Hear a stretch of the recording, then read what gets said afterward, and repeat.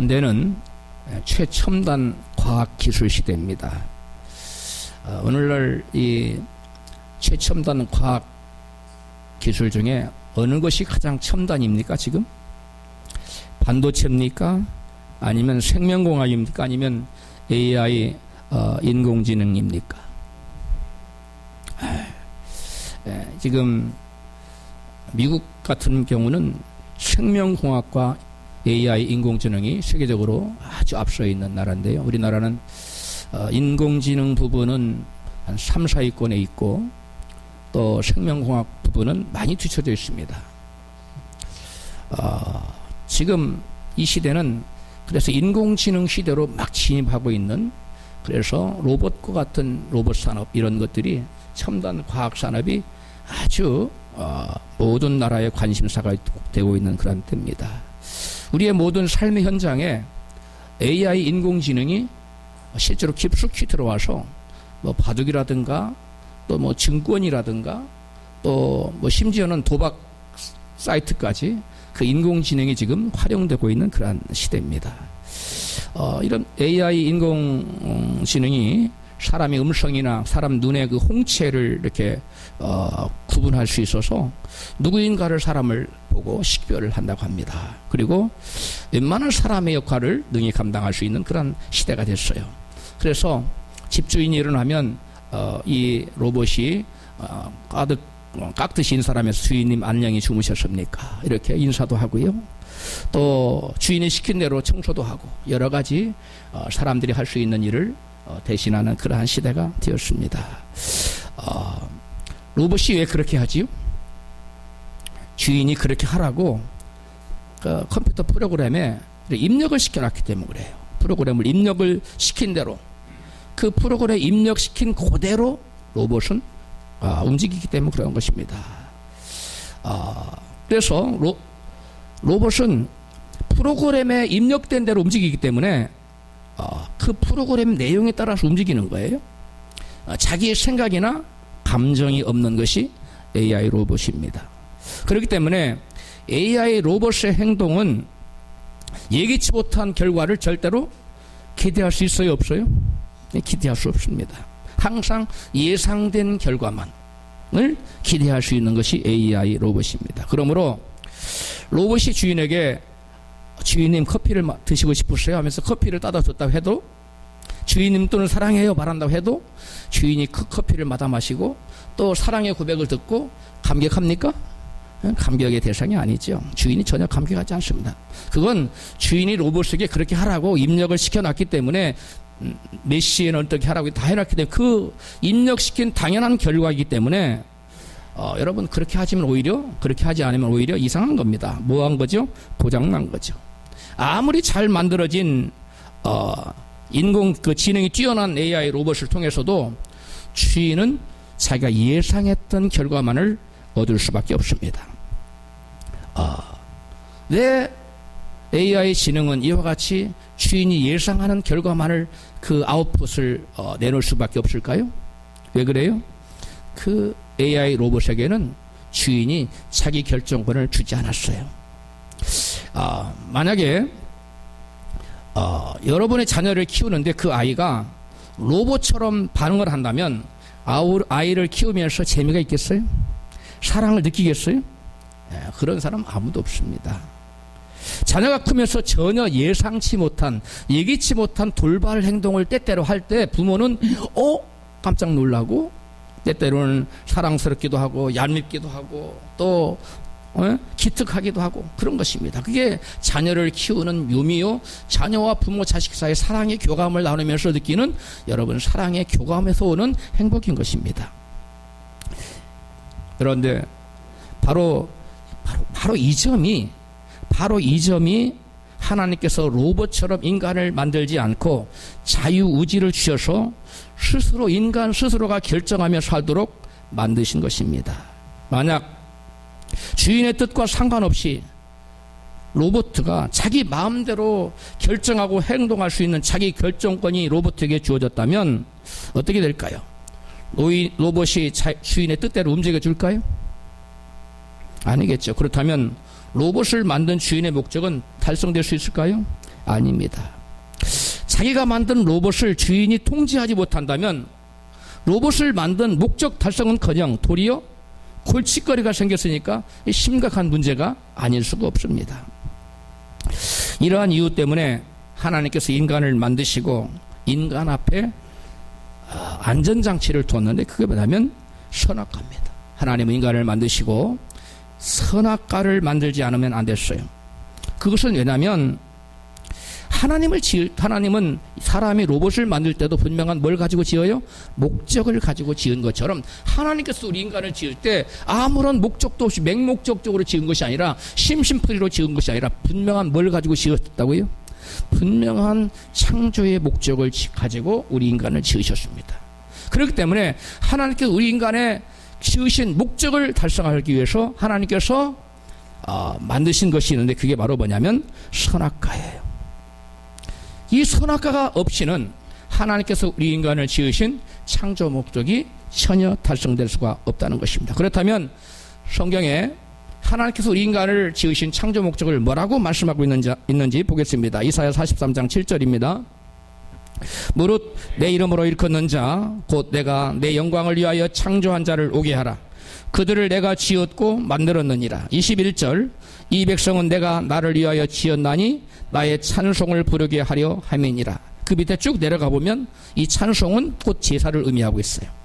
그러므로 이 이사야 선지자를 통해서 성령께서 우리에게 주신 말씀은 우리 인간을 지으신 목적이 뭐예요? 하나님의 영광을 위하여. 우리가 어떻게 하면 하나님께 영광 돌릴 수 있느냐? 찬송하며 예배드리는 것을 통해서 제사를 통해서 우리가 하나님께 영광을 돌릴 수가 있다는 것입니다. 그런데 문제는 우리 인간이 창조주 하나님과 피조물 인간이 모든 면에서 실력이나 능력이나 지혜나 아름다움이나 이 모든 것이 대등하다면 우리 인간이 피조물 인간이 창조주 하나님께 나를 그래도 만들어줬으니까 예배하겠습니까? 그렇지 않습니다. 마치 예를 들자면 그런 거예요. 같은 학교에 다니는 같은 반 친구인데 키도 비슷하고 뭐 생김새도 비슷비슷하게 생기고 공부도 성적도 뭐 비슷하고 재능도 비슷하고 뭐 다 비슷비슷해. 그래서 어느 날 친구가 야, 너 오늘부터 나를 예배해, 나를 경배해, 나를 찬양하고. 그러면 여러분이 그런 소리를 들었다면 친구에게 뭐라고 그러시겠어요? 예, 오늘부터 알아보시겠습니다. 그러겠어요? 아니면 야, 너 지금 약 먹었니? 그러겠어요? 너 지금 약 먹었니? 야, 너 냉수 먹고 속 차려. 정신 차려. 이상한 소리 하지 말고. 그럴 거 아닙니까? 여러분, 무슨 말이에요? 대등한 사이에서는 뭐 할 수 없다? 예배할 수 없어. 대등한 관계에서는 예배의 대상이 아니에요. 예배의 대상이 되려면 전적인 차이가 있어야 돼요. 그래도 우리 인간이 하나님으로부터 엄청난 지혜와 능력과 권능과 이런 것들을 받았거든요. 마치 우리 인간이 스스로 마치 창조주 같은 것처럼 생각하기 십상입니다. 사단이 바로 하나님께서 사단에게 언제가 루시퍼에게 천사장 루시퍼에게 하나님의 놀라운 아름다움과 놀라운 지혜와 엄청난 능력을 주니까 이게 착각을 하고 하나님과 나가 뭐가 차이가 있지? 내가 나의 보좌를 북극 보좌에 높이 올려서 내가 여호와의 보좌와 비기리라. 하나님과 맞먹겠다는 거예요. 하나님을 찬양하는 찬양대장으로 세워놨더니 하나님과 비기자고 맞먹자고 들었어. 그래서 하나님께서 우리 인간을 지을 때는 우리 인간으로 하여금 너는 창조주가 아니야, 너는 내가 지은 피조물이야 하고 항상 깨닫게 하는 어떠한 것을 마련해 놓으셨는데 그게 뭐라고요? 선악을 알게 하는 나무였어요. 오늘 창세기 2장 15절에 보면 하나님께서 동산 중앙에 선악을 알게 하는 나무를 심어놓고 온 동산에 좋은 나무를 실과를 나게 하고서 하나님이 이렇게 말씀하세요. 창세기 2장 15절입니다. 시작. 여호와 하나님이 그 사람을 이끌어 에덴 동산에 두사 그것을 다스리며 지키게 하시고 여호와 하나님이 그 사람에게 명하여 가라사대 동산 각종 나무의 실과는 내가 임으로 먹되 내 마음대로 먹되 17절 선악을 알게 하는 나무의 실과는 먹지 말라. 내가 먹는 날에는 정령 죽으리라 하시니라. 아멘. 여러분, 하나님께서 최초의 인간 아담과 하와에게 동산에서 모든 것을 할 수 있도록 하나님 허락하셨어요. 하나님이 한 가지는 딱 리미테이션, 제한을 주. 너는 여기까지야. 너는 여기까지만 할 수 있어. 그것은 뭐냐면 선악을 알게 하는 나무는 인간으로 하여금 무슨 존재인 것을 깨닫게 하는 나무입니까? 리미테이션, 한계를 깨닫게 하는 나무예요. 너는 제한자야. 너는 창조주가 아니야. 너는 피조물이야. 이것을 깨닫게 하는 것이 바로 선악과인데, 우리 인간의 한계를 깨닫게 해주고 우리 인간의 어떤 존재인가를 정체성을 깨닫게 해주시는 아이덴티티 추리예요. 정체성을 말해주는 나무가 바로 선악과입니다. 선악과를 보면 인간은 나는 피조물이지, 나는 하나님과 맞먹을 수 없는 존재지, 하나님은 무한자, 무엇이든 할 수 있는 분이시지만 나는 일정 부분까지만 할 수 있는 존재지 라는 것을 항상 사람으로 하여금 깨닫게 하고 기억나게 하는, 생각나게 하는, 그래서 하나님을 항상 생각나게 하는 그 나무 역할, 그게 아이덴티티 추리예요. 정체성 나무라는 거예요. 우리 인간이 여러분 아무리 높이뛰기를 많이 해도 100m까지 높이뛰기 할 수 있는 사람이 있습니까? 아무리 달리기를 잘해도 100m를 3초 내에 달릴 사람이 있습니까? 이건 불가능하잖아요. 던지기 얼마만큼 던지기 잘하냐, 1km 던질 수 있어요? 불가능하잖아요. 우리 인간에게는 한계가 있어. 제한자라는 거예요. 그 다음에 인간이 여러분 왜 존재하는가를 깨닫게 하는 나무가 바로 이 선악을 알게 하는 나무예요. 선악을 알게 하는 나무를 바라볼 때 내가 할 수 없는 것, 저거는 하나님만이 하실 수 있는 것, 그러면서 우리 인간으로 하여금 존재 의미를 깨닫게 해주는 나무가 선악과입니다. 또 선악과 나무를 바라볼 때 그 앞에서 인간은 자기를 위해서 내가 내 뜻대로 살 것이 아니라 하나님을 위해서 하나님 뜻대로 살아가야 할 존재임을 여러분 알려주는 그런 정체성 나무예요. 한번 따라합시다. 선악과는 인간의 존재 의미를 가르쳐주는 정체성 나무입니다. 뭐라고요? 정체성 나무. 영어로 아이덴티티 슈리예요. 그 다음에 선악과는 한계성을 지닌 피조물 인간과 전혀 뛰어넘을 수 없는 전능하신 하나님 사이를 구분 지어주는 보더 추리예요. 경계선 나무란 말이에요. 무슨 나무예요? 경계선 나무, 보더 추리. 선악과 나무는 인간에게 자기가 주인이 아니고 하나님이 창조하셨기에 자기 인생의 주인이 나 자신이 아니라 누구이심을, 하나님이심을 알려주는 나무가 선악과 나무입니다.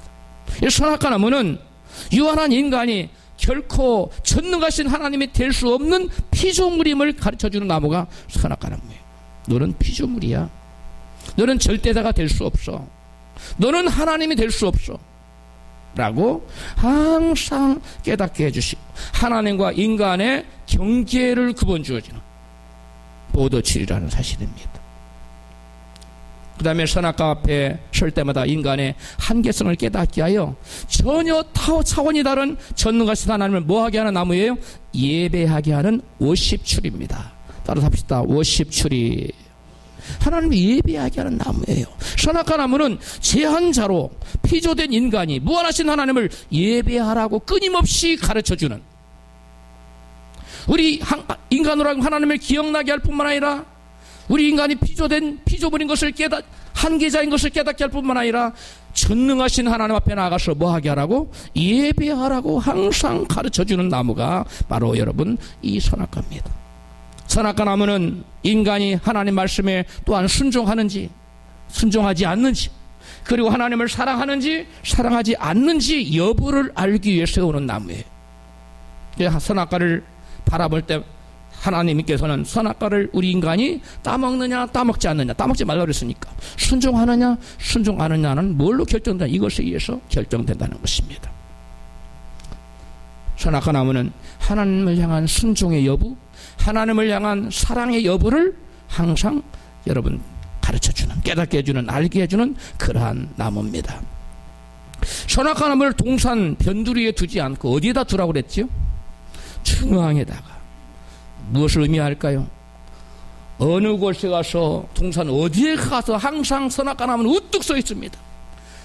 너의 범사의 모든 삶의 영역에서 하나님을 잊지 말라는 거예요. 하나님을 항상 기억하라는 거예요. 언제 무엇을 먹든지 마시든지 그 무엇을 하나님께 항상 뭘 돌리게 하라? 영광을 돌리게 하라고 선악과는 동산 중앙에 우뚝 서서 항상 말씀하고 있어요. 항상 하나님 뜻을 계시하고 있어요. 이것이 선악과의 나무입니다.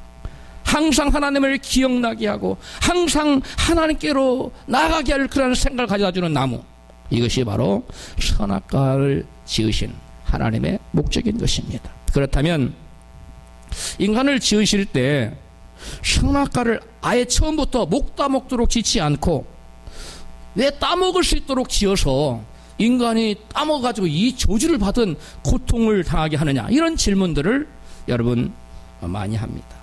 저도 대학생 시절에 이 질문을 가지고 선악과를 왜 만들었는지 끊임없이 책도 읽고 목사님들 질문, 아무도 저에게 대답을 해주는 사람이 없었습니다. 제가 끊임없이 기도하고 제가 창세기 1장에서 3장까지를 몇 년을 읽었어요. 진도를 못 나가고 안 풀려서 몇 년을 읽었어요. 그런 하나님이 저에게 이러한 것들을 다 깨닫게 하셨어요. 선악과가 이런 것이다. 제가 무슨 공부를 통해서 배워서 한 얘기가 아니에요. 하나님께서 깨닫게 해주신 건데, 여러분 이 선악과는 너무너무 중요한 겁니다. 여러분, 왜 하나님께서 우리 인간이 선악과를 따먹어서 범죄해서 저주를 떨어질 수도 있는데 왜 그런 가능성을 열어놓으셨나? 이거 딱 막아버리지. 여러분, 하나님 우리 인간을 그렇게도 지을 수 있었어요. 전능하신 하나님이 선악과를 못 따먹는 인간으로 딱 만드실 수 있었어요. 그럼 우리 인간에게는 뭐가 없어요? 자기 결정권이 없는 거예요. 자기 결정권이 없어요. 자유의지가 없기 때문에 결국은 하나님 우리 인간을 지으신 목적이 뭔데? 하나님을 사랑하고 하나님을 또한 예배하도록 지었는데, 하나님을 사랑하는 것이 전부 다 기계적인 거 아닙니까? 프로그램 아닙니까? 그게 무슨 사랑이 돼요? 사랑이 이루어질 수 없어요. 또 예배하는데 마음을 다해 예배하는 것이 아니라 기계적으로 예배하는 거예요. 프로그래밍으로. 그게 무슨 예배가 돼요? 그러므로 인간을 지으신 근본적인 아주 기초적인 목적이 여러분 달성될 수 없기 때문에 하나님께서는 부득불 우리 인간을 지으실 때 당신의 창조 목적을 이루시기 위해서 우리 인간에게 뭘 줄 수밖에 없었다? 자기 결정권. 다른 말로, 쉬운 말로 자유의지를 줄 수밖에 없었다는 것입니다. 할렐루야. 여러분, 자기 의지가 없는 인간은 진정으로 하나님을 사랑할 수 없습니다. 기계적으로 하나님께 반응할 뿐이에요. 아, 내가 이렇게 프로그램을 넣어놨더니 얘가 이렇게 반응하는구만. 당연하게 생각하는 거예요. 아무런 사랑도 하나님은 느끼지 못해요. 아무런 예배를 아무리 들려도 하나님은 감격을 받지 못해요. 그래서 하나님의 창조 목적인 사랑과 영광과 예배를 받으시기 위해, 그것을 온전케 하기 위해서, 사랑을 온전한 사랑으로 만드시기 위해, 예배를 예배되게 하기 위해서 하나님께서 만드신 것이 우리 인간에게 뭘 주었다? 자기 결정권, 자기 의지를 줄 수밖에 없었다. 이 자기 결정권, 자기 의지를 우리 인간에게 주었기 때문에 우리 인간은 뭐 할 수도 있다? 타락할 수도 있다는 거예요. 선악과를 뭐 할 수도 있어요? 따먹을 수도 있어. 하나님을 대적할 수도 있어. 이것이 우리 인간의 놀라운 특효요 축복이자 엄청난 위험성이기도 했습니다. 여러분, 만약에 인간이 하나님이 금하신 선악과를 따먹어버렸어요. 따먹어버리면 우리 인간은 창조 목적이 달성됩니까? 안 됩니까? 안 되죠. 창조 목적도 달성이 안 되고 인간의 존재 이유조차도 같이 사라져버리는 거예요. 하나님의 목적도 상실되고 인간의 존재 이유조차도 사라지고 마는 것이 바로 선악과를 따먹어버려요. 그런데 그러면 창조 목적도 없어지잖아요. 인간의 존재 이유도 사라지잖아요. 그런 위험성에도 불구하고 하나님께서는 우리 인간에게 뭘 주셨다? 자유의지를 주셨다는 거예요. 무엇 때문에 그랬어요? 온전한 사랑. 이 사랑이 얼마나 중요한지. 온전한 예배. 이것을 이루시기 위해서 이러한 위험성을 감수하고 하나님께 우리 인간에게 주셨어요. 자유의지가 없는 인간은 진정으로 하나님을 예배할 수도 없고 진정으로 하나님을 사랑할 수도 없기 때문에 위험성을 감수하시고 하나님께서 인간에게 자유의지를 주신 겁니다. 할렐루야. 그래서 여러분 자유를 주셨기 때문에 아침에 늦잠 자고 싶으면 늦잠 잘 수 있는 거예요. 응? 오늘 좀 늦잠 자서 늦게 오신 분도 있죠? 예. 여러분 이 자유의지가 얼마나 감사한지 몰라요. 피곤할 때 쉴 수 있는 거예요. 기계적으로 줘놨다면 아무리 피곤해도 일어나야 돼요. 우리 인간에게 이 자유의지는 보통 큰 축복이 아니에요. 놀라운 하나님의 선물입니다. 응? 자유의지를 잘못 사용하여 하나님 뜻에 반하여 선악과를 따먹어서 인간이 아무 쓸모없는 존재가 되어버린다면 이거 하나님의 낭패 아닙니까? 전능하신 하나님은 만약에 그럴 경우도 대비하셨을까요? 안 하셨을까요? 대비하셨어. 그것이 바로 우리가 함께 읽었던 창세기 3장 15절에 나오는 메시아. 모든 죄로 말미암아 선악과를 따먹고 죽어버릴 수밖에 없고 심판받을 수밖에 없고 영원한 저주의 나락에 떨어질 수밖에 없는 그 인간을 구원하시기 위한 대비책을 마련하셨는데 그게 바로 메시아예요. 그 메시아에 대한 예언이 마귀를 저주하는 말 속에 들어있어요. 오늘 본문이죠. 같이 있습니다. 15절 시작. 내가 너로 여자와 원수가 되게 하고 너의 후손도 여자의 후손과 원수가 되게 하리니 여자의 후손은 네 머리를 상하게 할 것이요 너는 그의 발꿈치를 상하게 할 것이니라 하시고 아멘. 여러분 이걸 우리가 원시복음이라고 그러는데요. 여자의 후손은 누구를 가리킵니까? 여기서 너는 누굽니까? 사단. 여기서 나는 누굽니까? 하나님. 하나님이 지금 사단을 저주하는 거예요. 너로 누구와 원수가 되게 해요? 여자의 후손. 여자의 후손은 여러분 누구를 그 다음에 여자의 후손은 네 머리를 뭐하요? 상하게 하고 너는 그의 발꿈치를 상하게 할 것이라고 했어요. 자, 여러분 머리를 상하게 하는 자가 이겨요? 아니면 발꿈치를 상하는 자가 이기는 거예요? 머리를 박살내는 자가 이기죠. 근데 마귀는 마귀가 지혜가 엄청 높아요. 컴퓨터로 계산을 했더니 마귀의 IQ가 4,400 얼마라고 그랬어요. 근데 아담의 IQ를 계산해 봤더니 1 차이가 나더라는 거예요. 1이 부족한 거예요. 엄청난 차이. 4,400이면 아담의 IQ가 뭐 대단한 거죠. 응? 그렇게 이 IQ가 좋은 이 사단인데 이 메시아 이거 알고 있죠? 오면 내가 다 죽여버리리라. 모세가 났을 때도 죽이려고 그랬죠. 응? 예수님 태어나도 또 죽이려고 그랬죠. 다 메시아는 다 죽이려고 해서. 그리고 예수님을 실제로 이제 딱 죽여서 끝났다 게임 끝. 갈보리 십자가에서 못 박아 십자가에 딱 죽였어요. 야 이게 막 마귀들이 막 박수를 치고 난리가 났어요. 그런데 이것이 마귀의 최대의 패착이에요. 이게 바로 마귀의 머리가 상하게 되는.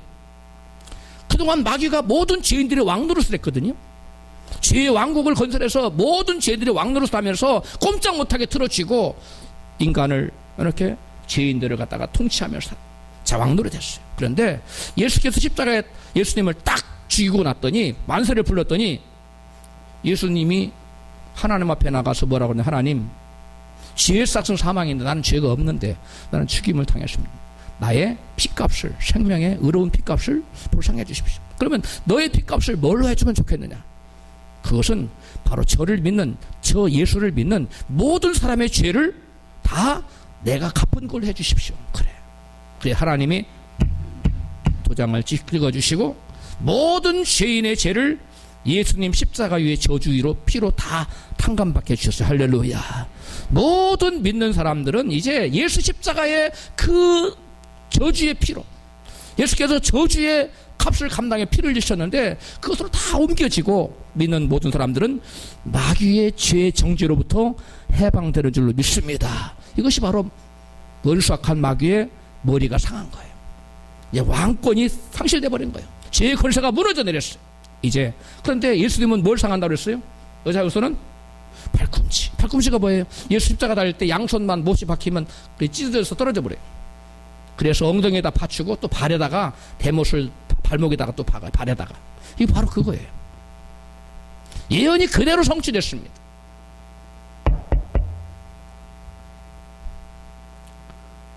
예언이 그대로 성취되었는데 여러분 이 여자의 후손은 왜 여자의 후손? 예수님입니까?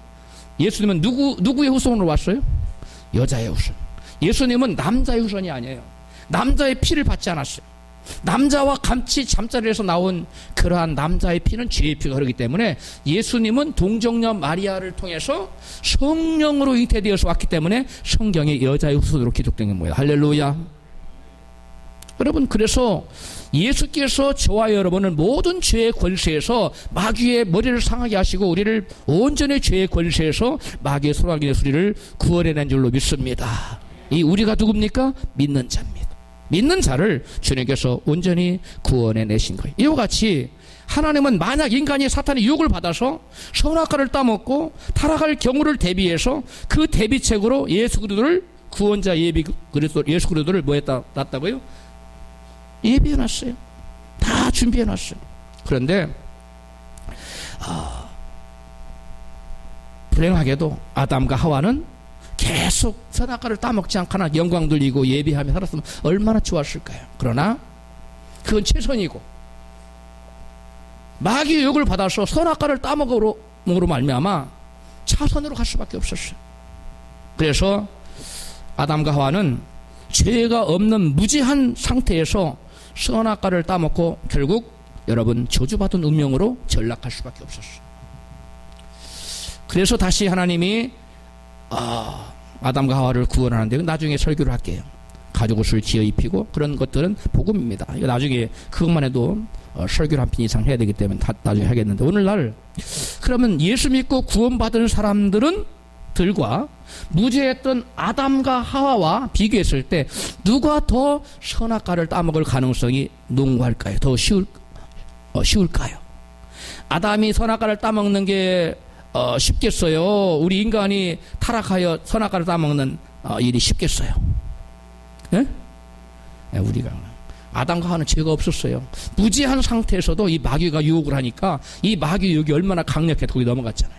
그래서 우리는 그런데 아담과 하와에게는 기회가 딱 한 번밖에 없었어요. 근데 우리에게는 선악과를 따먹어도 다시 회개하면 예수의 보혈로 사해 주시는 줄로 믿습니다. 기회가 있어요.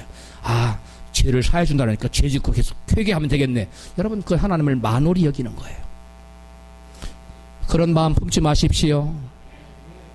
죽어도 죄는 타협하지 않는다. 내가 결단코 하나님 금하신 선악과는 따먹지 않는다라는 여러분 결단을 가질 필요가 있는 것입니다. 할렐루야. 네. 여러분 무죄한 아담과 하와조차도 마귀 유혹을 받아서 선악과를 따먹었다면 죄의 경험이 풍부한 우리들로서는 얼마나 마귀 유혹에 쉽게 넘어갈 수 있겠어요. 그러므로 우리는 아담과 하와가 어떤 과정을 통해서 마귀 유혹에 넘어가는 것을 잘 살펴보므로 오늘날 마귀가 우리를 어떻게 공격하고 어떻게 선악과를 따먹게 하는지를 잘 우리가 살펴보아서 우리는 아담과 하와의 전철을 밟지 말고 죄에 대하여 승리하는 저와 여러분 됐으면 좋겠습니다.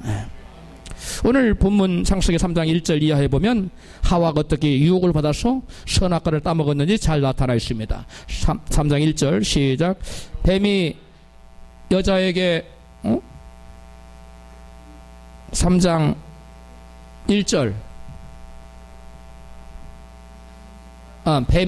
같이 읽어요. 시작. 여호와 하나님의 지으신 들짐 중생에 뱀이 가장 간교하더라. 뱀이 여자에게 물어 가로되 하나님이 참으로 너희들어 동산 모든 나무의 실과를 먹지 말라 하시더냐. 2절 여자가 뱀에게 말하되 동산 나무의 실과를 우리가 먹을 수 있으나 동산 중앙에 있는 나무의 실과는 하나님 말씀에 너희가 먹지도 말고 만지지도 말라 너희가 죽을까 하노라 하셨느니라. 아멘. 이 말씀에 보면 이 창세기 1장 3장 1절에 3절에 보면 이 하와가 어떻게 해서 마귀에게 넘어갔는지 그 근원적인 이유를 말씀해주고 있는데요. 바로 하나님 말씀에 대한 무지와 불신에서 비롯됐습니다. 그러니까 마귀의 유혹에 넘어가지 않으려면 뭘 잘 알아야 돼요? 하나님 말씀을 제대로 알고 있어야 돼요. 우리 같이 하나님의 계시된 말씀과 하와가 말하는 하나님의 말씀을 한번 비교해 보십시다. 창세기 2장 17절 시작. 선하게 하는 나무의 실과는 먹지 말라. 내가 먹는 날에는 정령 죽으리라 하시니라. 그 다음에 3장 3절은 이게 이제 하와가 한 말, 아까 창세기 2장 17절은 여호와 하나님께서 계시한 말씀이에요. 근데 이번에는 3장 3절은 하와가 하나님 말씀이라고 한 지금 얘기한 거예요. 같이 읽어요. 시작. 동산 중앙에 있는 나무의 실과는 하나님 말씀에 너희는 먹지도 말고 만지지도 말라 너희가 죽을까 하노라 하셨느니라. 아멘. 이게 지금 하나님의 계시된 말씀과 하와가 지금 알고 있는 말씀이 같아요? 달라요? 전혀 다르지. 없는 것을 갖다 끼워 넣고 만지도 말라만 하시면 하나님이 안 하셨어요? 만져도 돼요, 얼마든지. 그 다음에 죽을까 하노라 하셨어요? 정령 반드시 죽으리라고 그랬어요? 정령 반드시 죽는다 그랬어요. 근데 죽을까 하노라는 죽을지 살지 먹어봐야 한다는 거죠. 이거 정확하게 모르는 거예요. 그 얼마나 위험한 것. 선악과를 범하면 얼마나 위험한 것에 대해서 계시된 말씀을 액면 그대로 믿지 않았다는 거예요. 즉 하와의 믿음은 자기가 자기 생각을 첨부해서 믿었어요. 자기 생각대로 믿었어요. 자기가 믿고 싶은 대로 믿었어요. 여러분, 오늘날 왜 사람들이 선악과를 따먹느냐? 하나님 말씀을 계시된 말씀 액면 그대로 안 믿어요. 자기 생각을 첨부해서 믿어요. 자기가 믿고 싶은 것만 믿어요. 자기가 믿고 싶은 대로 믿어요. 이게 여러분, 이것이 불행의 씨앗이에요. 이게 행복의 시작이면 좋겠는데 불행의 시작이에요. 그래서 여러분, 따먹으면 정말 정령 죽는다는, 죽을지 살지 모른다는 애매모호한 그런 말씀으로 생각했어요. 하와가 아마 이렇게 생각했을지 몰라요. 하나님은 사랑의 하나님이신데 뭐 그까지 과일 하나 따먹었다고 죽이기까지 하겠어? 설마. 하나님 사랑의 하나님이신데. 이게 바로 인간의 생각을 첨가한 거예요. 여러분, 하나님 말씀을 받을 때 내 생각을 첨가시키지 마십시오. 아멘 소리가 작아요. 오늘날 너무나 많은 사람들이 하나님 말씀을 액면 그대로 받아들이지 않아요. 내 생각을 집어넣어요. 그래 하나님 말씀 변조시켜요. 사랑의 하나님 막 이따 막 크게 부각시키고 공의 하나님 온데간데 없고 이런 거예요. 바로 이것이 선악과를 따먹을 수 있는 가장 큰 여지를 가지고 있는 위험성이에요. 여러분, 내가 믿고 싶은 대로 믿고 액면 그대로 믿지 않고 계시된 말씀을 그대로 믿지 않고 내가 믿고 싶은 대로 믿고 내 생각대로 믿고 내 생각을 첨가하고 믿고 싶은 것만 믿고, 이것은 가짜 복음이에요. 가짜 믿음이에요. 이런 가짜 믿음을 가지고 살아간 사람을 세례요한은 뭐라고 그랬냐면 죽정이라고 그랬어. 뭐라고 했다고요? 죽정이는 모아 알고 모아 어디에 드리고? 곳간에. 죽정이는 모아 어디다 드리라? 드리는 게 아니야. 그건 쓰레기통에다가 던져서 태운다고 그랬어. 우리는 여러분, 말씀을 변조하거나 이상하게 내 생각을 넣어서 말씀이 여러분 고무줄처럼 늘어났다 줄어났다 자기의 형편에 맞게 이렇게 하는 게 아니에요. 말씀은 줄지도 않고 늘지도 않습니다. 믿습니까? 액면 그대로 계시된 말씀을 믿으십시오. 그러면 마귀가 못 흔들어요. 근데 그런 액면 그대로 계시된 말씀 그대로 안 믿기 때문에 마귀가 흔들어 버리는 거예요. 그 다음에 결정적인 이유가 나오는데 3장 4절 5절에 같이 시작. 뱀이 여자에게 이르되 너희가 결코 죽지 아니하리라. 5절. 너희가 그것을 먹는 날에는 너희 눈이 밝아 하나님과 같이 되어 선악을 알 줄을 하나님이 아심이니라. 아멘. 지금 마귀가 뭐라고 어떻게 있어요? 네가 그것을 먹는 날에는 네가 눈이 밝아져 너가 뭐처럼 될 수 있다. 하나님처럼. 너도 내 인생의 주인이 될 수 있어.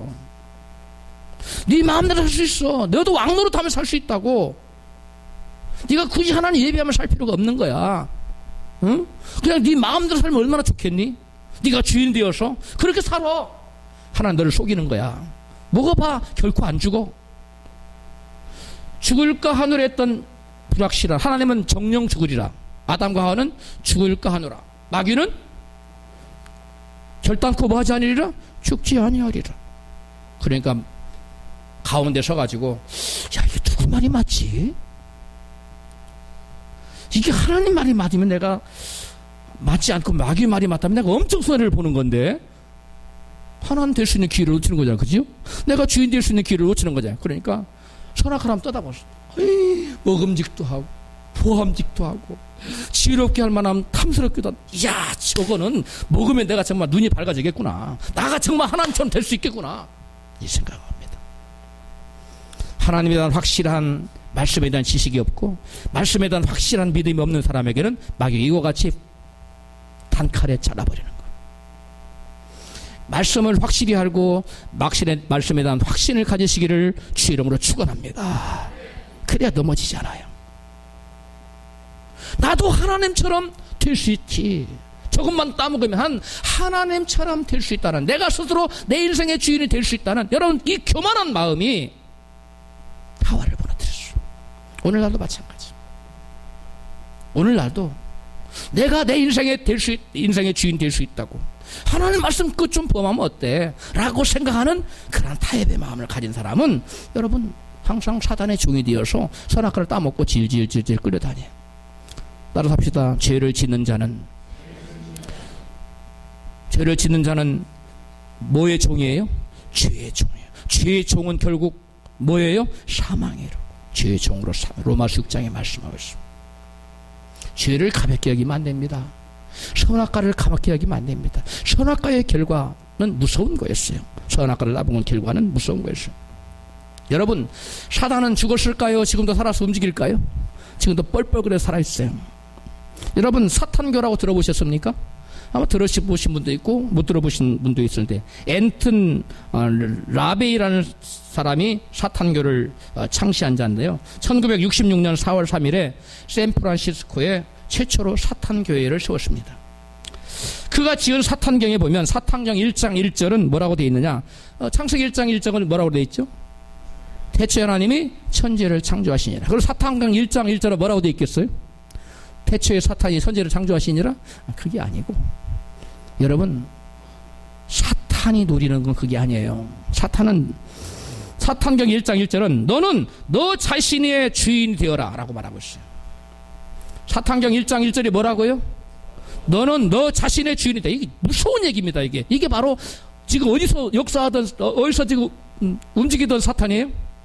하와를 꼬투길 때 무너뜨린 그 사단이 지금 여기에 다시 나타났죠.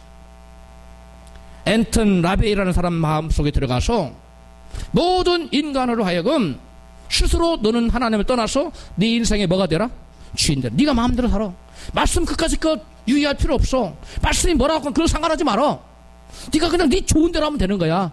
네 감정이 하고 싶은 대로, 네 기분 따라서, 네 형편 따라서 살면 되는 것이지, 꼭 말씀에 네가 지배받을 필요가 뭐가 있어? 이게 바로 사탄이 노림수예요. 이게 여러분, 그 사탄이 누구에게 안에서 누구를 넘어뜨렸고, 하와를 넘어뜨렸고, 아담도 넘어뜨렸고, 그 위에 모든 인간을 다 여러분 죄에 여러분 무너뜨린 겁니다. 죄의 근세로 다 무너뜨린 거예요. 그러므로 저와 여러분은 내가 감히 스스로 주인 되고자 하는 그러한 교만한 마음을 전적으로 버리십시다. 내가 내 인생의 주인 되고자 하는 마음을 가지는 순간 그 인간 패망해요. 멸망합니다. 영원한 여러분 형벌의 나락으로 떨어져요. 주인 되기를 포기하는 것, 하나님 제 인생의 주인은 제가 아니고 오직 하나님 분이십니다 하고 주님께 돌아오는 것, 이거 회개예요. 회개가 주님 내가 길 가다가 목말라서 오이 따먹었는데요, 남의 밭에 가서, 그 회개가 아니야. 물론 그것도 회개예요. 회개는. 근데 그거는 지엽적인 거예요. 이빨이에요. 근본은 뭐냐면 뿌리가 바뀌어야 돼. 뿌리가. 할렐루야. 그게 뭐냐면 내 인생 주인을 바꿔야 돼요. 여러분의 인생은 여러분 자신입니까? 아니면 하나님이십니까? 한쪽에서 나오고 한쪽에서 안 나오네요. 다시 묻겠어요. 기회를 다시 한번 주겠어요. 여러분 인생의 주인은 하나님이십니까? 아니면 여러분 자신입니까? 하나님의 진심이기를 바랍니다. 여러분, 우리 인생의 주인이 내가 되면 멸망해, 패망해. 내 인생의 주인이 하나님 되실 때, 하나님 나의 생각을 통치하고 나의 입술을 통치하고 나의 삶을 통치해 나갈 때, 우리는 하나님의 안에 머무는 사람이요, 이런 사람들은 믿음의 사람이요, 이런 사람들은 승리하는 사람이요, 하나님의 축복과 영원한 나라가 보장된 줄로 믿습니다. 우리는 성경을 읽을 때 이런 생각을 합니다. 특히 3장을 보면은 읽을 때마다 하나님의 금하신 선악과를 좀 아담과 하와가 제발 따먹지 말지, 왜 따먹어가지고 오늘 모든 인류가 이 죄의 구렁텅이에서 이토록 고통받게 하는 거야 하면서 하나님이 아닌 누구를? 아담과 하와를 향해서 원망한 마음이 생기지 않습니까? 왜 선악과는 따먹어가지고 오늘날 온 인류로 하여금 하나님께 버림받고 이 저주받은 존재로 고통당하며 살 수 있게 만들었단 말입니까? 수 있도록 만들었단 말입니까? 여러분, 우리가 그렇게 말을 해요. 생각을 해요. 말을 안 해도. 그렇다면 오늘을 사는 신자들에게는 하나님의 금하신 선악과는 있을까요? 없을까요? 선악과 어디 있어요? 에덴 동산도 없는데. 이렇게도 말할 사람이 있으시다고 모르는데, 선악과는 여러분 우리 에덴 동산 우리 마음 안에 있어요. 우리 마음 안에. 우리가 이 선악과를 여러분 있다면 그 선악과는 무엇일까요? 하나님께서 금하신 선악과는 하나님의 주인 되심과 하나님의 주권을 거부하는 것이고 하나님의 불가침의 영역을 침범하는 것이 바로 선악과입니다. 오늘날 성경은 어떠한 특별한 구별된 것을 하나님 이건 내 거야, 이건 내게 속한 거야, 이건 나의 영역이야, 너희들은 침범하면 안 돼 라고 하나님이 구분지어서 성별해 놓은 것들이 있어요. 그런 것들이 있는데 하나님께 속한 것 여러분 뭐가 있겠어요? 이건 내 거야. 하나님의 날, 주일, 안식일, 주일, 이거 하나님의 이건 여러분 마음대로 쓰라고 하지 않았어요. 그래서 두 번째 또 뭐가 있겠어요? 하나님의 소유, 하나님의 소유. 이게 뭐예요? 11조, 소득의 11조. 그 다음에 또 뭐가 있겠어요? 하나님의 종, 너희들 기름 부은 주의 종 함부로 손대지 말아라. 성경 기록되어 있어요. 이거 다 주님께 속한 거예요. 그 다음에 주님의 뜻이 있어요. 뜻, 하나님 자체 주님의 뜻, 이 거룩인데요. 그리고 마지막으로 주님의 교회가 있어요. 그런데 이 시간 그걸 다 잡아 한 두세 시간 설교를 해야 되겠죠? 그렇게 하면 여러분들 중에 좀 힘들 분이 계실 것 같아요. 대폭 줄여서 두 가지만 하겠습니다.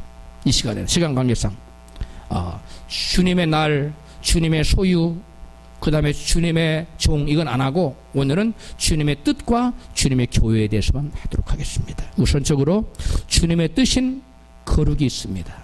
하나님의 뜻은 인간의 불가침의 영역입니다. 하나님의 뜻은 하나님의 성품이기도 합니다.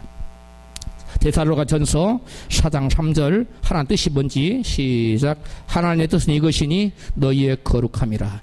곧 음란을 버리고 각각 거룩함과 존귀함으로 자기 안에 취할 줄을 알고 하나님을 모르는 이방인과 같이 세곡을 쫓지 말고 하나님의 우리를 부르심은 부정케 하심이 아니요 거룩케 하심이니 그러므로 거룩을 저버리는 자는 사람을 저버림이 아니요 너희에게 그의 성령을 주신 하나님을 저버림이니라. 아멘. 여기에 보면 하나님 뜻은 뭐라고 그랬어요? 거룩함. 하나님 뜻은 거룩함이에요. 근데 이 거룩함은 누구의 거룩함? 하나님 뜻은 누구의 거룩함? 너희의 거룩함이라. 하나님은 우리가 어떻게 해도 무슨 짓을 해도 하나님은 하나님의 거룩이 손상을 입는 게 아니에요. 우리의 거룩이 손상을 입는 거예요. 하나님께서는 하나님의 형상인 거룩한 형상을 우리에게 넣어줬어요. 할렐루야. 근데 우리에게 하나님께 넣어주고서 우리가 이것을 손상시키지 말라는 거예요. 거룩을 유지하라는 거예요. 우리 옆에 계신 분에게 거룩을 유지합시다. 하나님 우리에게 명령이에요. 자, 그런데 여러분 이 하나님의 뜻이 거룩인데 우리가 선악과를 이 거룩의 선악과를 선악과 따면 거룩이 깨져버리는데 여러분이 어떻게 하면 거룩함이 깨질까요? 여기 성경에 보니까 다시 데살로니가서 4장 3절에 보면 하나님 뜻은 이것이 너희의 뭐라? 거룩함이라. 그리고 곧 뭐라고 그랬어요? 음란을 버리고. 그렇기 때문에 거룩을 우리의 거룩함을 깨뜨리려면 뭐 하면 되는 거예요? 음란한 짓을 하면 되는 거예요. 이거 하나님의 금하신 거룩을 유지하라는데 음란한 짓을 해버리면 거룩이 깨져버리는 거예요. 우리의 거룩함이 그냥 깨져버리는 거예요. 놀라운 겁니다. 그 다음에 이어서 또 말합니다. 각각 거룩함과 존귀함으로 자기 안에 취할 줄을 알고. 그러니까 자기 아내 외에 다른 여자를 취하면 이게 거룩이 어떻게 된 거예요? 깨지는 거예요. 하나님 뜻을 파괴시켜버리는 선악과를 따먹는 거예요. 음란이라는 선악과를 따먹는 거예요. 그 다음에 5절 시작. 하나님을 모르는 이방인과 같이 세욕을 쫓지 말고. 예수 안 믿는 사람은 세욕을 쫓아서 음란한 짓 하고 살아도 괜찮다는 거예요. 하나님은 내놓은 자식이니까 말씀 모르니까 그건 no problem. 그냥 계속 저주가 흐르는 거죠, 사람들한테. 그러나 믿는 자들은 거기에서 뭐하라? 나오라는 거예요. 너희는 거기서 나와라. 너희는 거룩한 성도 아니냐? 그럼 음란을 버리라는 거예요. 할렐루야. 하나님 우리를 부르신 목적이 뭐냐? 7절 시작. 하나님 우리를 부르심은 뭐예요? 부정케 하심이 아니요. 뭐예요? 거룩하게 하심. 여러분 우리를 예수 믿게 불러주신 것, 하나님의 교회의 일원이 되게 하신 것, 하나님의 몸이 되게 하신 그 목적이 뭐냐면 우리로 하여금 뭐하게 하는 거예요? 거룩하게 하는 거예요. 그 예수를 믿으면서 거룩을 깨트려. 그 예수 믿는 거 아니에요. 안 믿는 거예요. 한국 교회에 여러분 이혼율과 세상 사람들의 이혼율이 같아요. 이거 심각한 겁니다. 여러분 우리가 예수를 모르기 전에는 죄를 범할 수 있었어요. 뭐 이혼도 할 수 있고. 그러나 예수를 믿고 난 후에는 거룩하게 살고 온전하게 살아야 될 줄을 믿습니다. 바뀌어야 돼요. 바뀌어야 돼요. 우리는 아무리 큰 죄를 져도 하나님 다 용서해요. 그러나 예수를 믿고 난 다음부터는 말씀에 붙들려 사는 저와 여러분 되시기를 주님 축원합니다. 여러분, 하나님 뜻은 거룩함인데 우리가 그것을 결단코 하나님께서 우리에게 주신 거룩함을 빼뜨리면 안 돼요. 주님이 오실 그날에 너희 몸과 영이 뭐가 없기를 원하노라? 흠 없기 원하노라. 아까 우리 찬양했지요? 응? 주님이 오실 그날에 너희 몸과 영혼이 흠 없기를 원하노라. 찬양했잖아요. 실제로 그렇게 돼야 돼요. 그렇게 되지 않으면 우리가 선악과를, 여러분, 하나님 뜻이 거룩함인데 하나님 뜻을 뭉개버리는 선악과를 따먹는 거예요. 하나님은 우리로 하여금 행복을 어디서 느끼며 살겠냐면 가정을 통해서 행복을 누리며 살도록 하셨어요. 근데 가정을 통해서 복받고 번성하고도록 하셨는데, 여러분, 음란이 들어오면 가정이 뭐 할까요? 파괴돼 버려요. 하나님의 뜻이 산산조각이 나버리고 하나님의, 여러분, 모든 축복은 사라지고 저주가 오는 거예요. 그러므로 그 어떠한 상황 가운데서도 저와 여러분은 이 거룩을 지켜내야 될 줄을 믿습니다.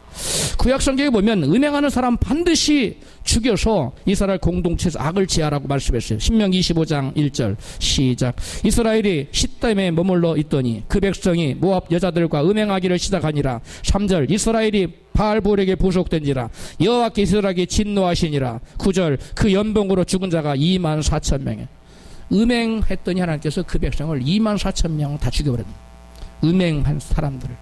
그 다음에 신약성경에서도 고린도전서 5장 9절 시작. 내가 저희에게 쓴 것을 음행하는 자들을 사귀지 말라 하였거니와 이제 내가 11절 너희에게 쓴 것은 만일 어떤 형제라 일컫는 자가 음행하거나 우상숭배를 하거나 술 취하거든 사귀지도 말고 그런 자와는 함께 먹지도 말라. 아멘.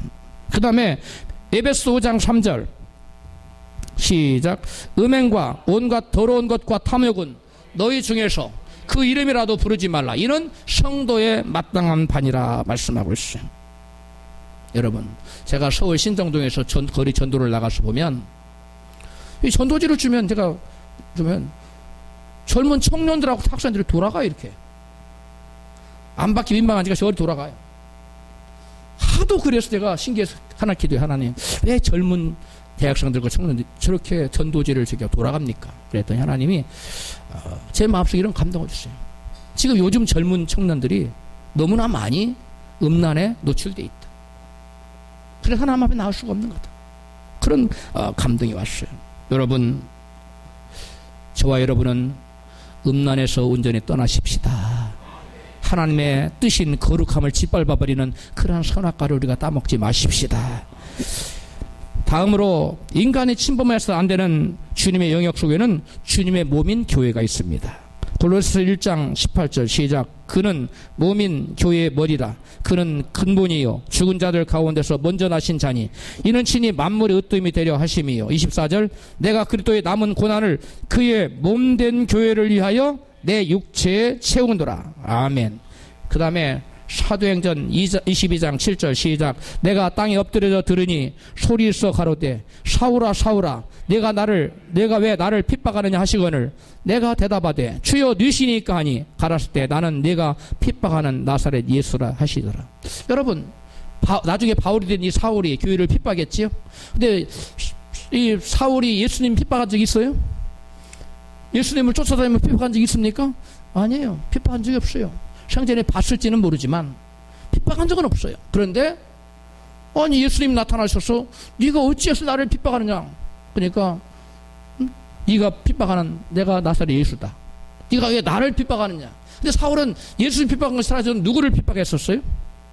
교회를. 주님의 몸된 교회를 핍박하니 예수님은 예수님 핍박했다고 그러는 거예요. 여러분, 그러므로 교회를 여러분 핍박하거나 교회에 해를 끼치거나 교회를 흔들거나 교회를 쓰지 못하도록 만드는 자는 누구를 지금 무너뜨리는 자예요? 예수님 핍박하고 예수님을 흔들고 예수님께 손상을 입히는 자예요. 어떤 분이 천국 갔다 왔었던 목사님이 천국도 갔다 오고 지옥도 갔다 왔는데 특히 한 곳을 주목해서 바라보라고 하시더래요. 그래서 그걸 봤더니 천국, 지옥에는 빛이 없습니다. 깜깜합니다. 빛을 비춰줘야 보이는 거예요. 보여주는데 그 사람을 큰 칼로 마귀가 여기서 탁 짜게는 거예요. 몸을. 여기서부터 밑에까지 탁 짜게면 피가 철철 고통스러워 죽어. 지옥은 죽음이 있어요, 없어요? 없어. 조금 있다가 또 다시 몸이 붙어. 그러면 조금 있다가 또 칼로 탁, 이게 이제 웃을 일이 아니죠. 이게 엄청 무서운 건데 웃네. 그래 계속 고통을 받더래요. 너무 처참해서 물었다는 거예요. 도대체 저 사람 무슨 죄를 졌길래 저 처참한 계속 몸이 칼로 쪼개지는. 여러분 칼로 너 쪼갤 거야 그러면 여기를 쪼개는 거 여기만 자른다가 또 막 발발 떨 거 아니에요 여러분. 근데 여기를 쪼개버리는 거예요. 칼로 그 무시무시한 칼로. 그런 고통을 물어봤어요. 그랬더니 천사가 저자는 세상에 있을 때 저자는 세상의 땅에 살 때 주님의 몸된 교회를 짜갠 자다. 교회를 분당을 만들고 파당을 만들고 교회를 짜게 놓은 자다. 그래 저는 개정원토록 저시라는 심판을 받는다. 천사의 말. 여러분 그뿐만이 아닙니다. 오늘날 어떤 교회는 교회를 지은 권사나 장로님이 어떤 전문에 제가 누구 친구 목사님 들었는데 어떤 교회는 교회가 몇 개가 잘라졌어. 권사님이 교회를 지었어요. 돈이 많아가지고. 권사님이 교회를 흔드는 거예요. 그런 사람들은 여기에 해당해요. 어떤 교회는 장로가 또 그래요. 어떤 교회는 또 개척 멤버라고 또 막 실력 발휘를 해. 그리고 교회를 좌지우지해. 또 어떤 교회는 목사님이 대장이야. 왕이야, 왕. 그래가지고 교회가 자기 거야. 그래가지고 막 교회도 세습하고 막 세상에 지탄을 받고 욕을 먹고 이러고 있어. 교회의 주인은 누굽니까? 예수님이에요. 그 누구도 이 교회의 주인 되려고 하지 마십시오. 저는 매번 기도해. 하나님 제가 아무리 교회가 커져도 저는 절대 주인 되지 않게 해주십시오. 할렐루야. 저를 위해서 기도해 주시기 바랍니다. 그 누구도 이 교회에서는 주인 되면 안 돼요. 예수님만 주인 되어야 될 줄로 믿습니다. 여러분 우리는 이 아까 쭉 읽어보면은 아담 하와가 범죄한 이후에 그들에게 무서운 저주들이 임해요. 그런데 그러한 저주들이 예수 안 믿는 사람에게 여러분 임하는 겁니다. 우리를 예수를 믿어도 선악과를 자꾸 따먹으면 그와 같은 저주가 임해요. 이러한 저주와 징계가 임하지 않도록 저와 여러분께서 말씀 붙들고 마귀 어떠한 유혹에도 넘어가지 않고 사탄아 물러가라 하고 저주를 따먹지 않고 저주가 아니라 선악과를 따먹지 않고 승리하는 저와 여러분 되시기를 주로 축원합니다.